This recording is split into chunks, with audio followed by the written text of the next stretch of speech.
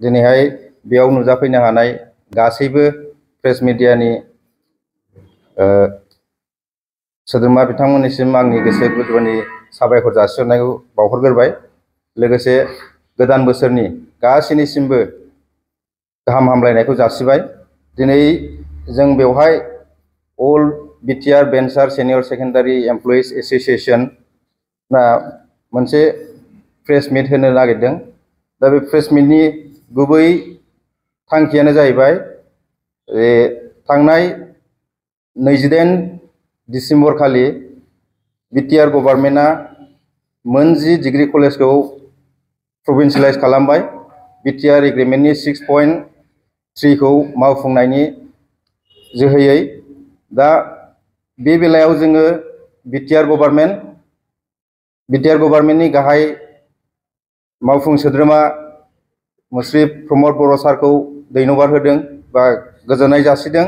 बेजों लोगोसे आसामनि गिबि मन्त्रि डक्टर हिमन्त बिश्व शर्मा बिथांनिसिमबो जोङो जोंनि एसोसिएशननिफ्राय साबायखरखौ जासिहरदों।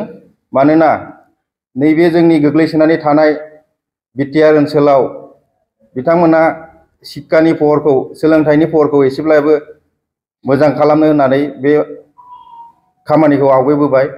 आरो जोङो थांनाय बोसोरफोराव जेरैबायदि सरकारनि सोद्रोमाफोरखौ लोगो हमनानै सावरायबोबाय थादों, बिथांमोना बुंदोंमोन बिटिआर एग्रिमेन्टनि 6.3 दफाखौ जोङो फेज वाइसआव मावफुंगोन।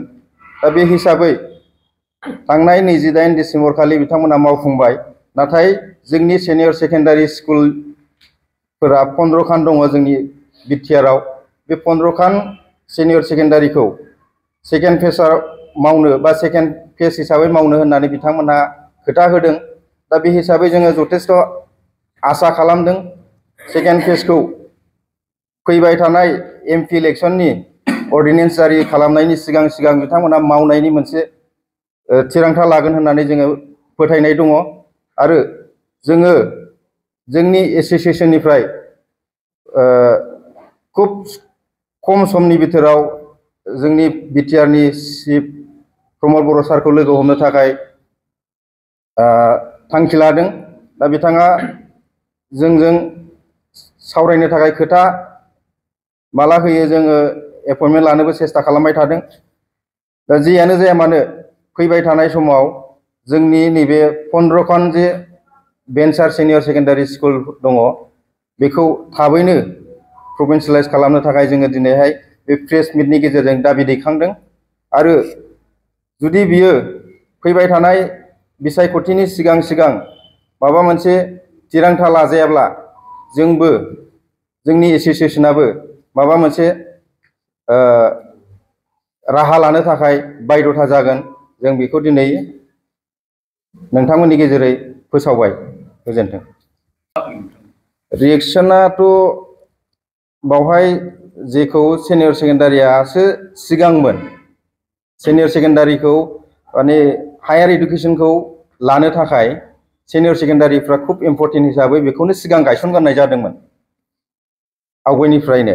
दायो डिग्रिखौ बिसोरो इम्परटेन्स खालामनानै डिग्रिखौ खालामबाय।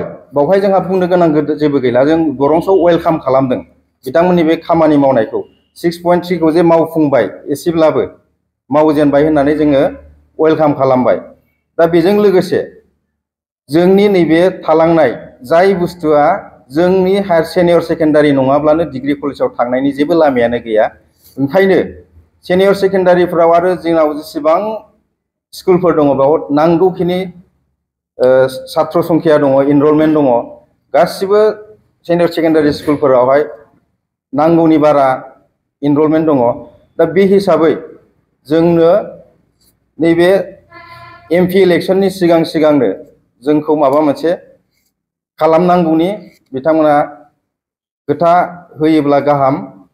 जुदि खोथा होआब्ला जों रायज्लायनो नागिरनायाव जुदि बिथांमोना रायज्लायाब्ला जोंबो फैबाय थानाय समाव माबा मोनसे खालामनो थाखाय बायध'था जानो हागौ।